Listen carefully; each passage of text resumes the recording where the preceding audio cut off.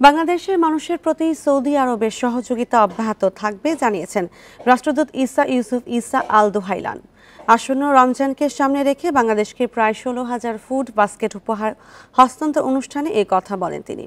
Saudi আরবের বাদশাহ সালমানের মানবিক সহায়তা KS রিলিফের অর্থায়নে বাংলাদেশের দুস্থ ও দরিদ্রদের মাঝে খাদ্য ঝুড়ি বিতরণ কর্মসূচির উদ্বোধন করা হয়।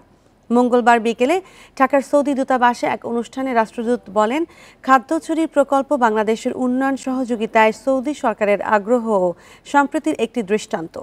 রমজান উপলক্ষে দেশের 23টি জেলায় দুস্থ ও দরিদ্রদের মাঝে 16,000 খাবার বাক্স বিতরণের উদ্যোগ নেওয়া হয়েছে।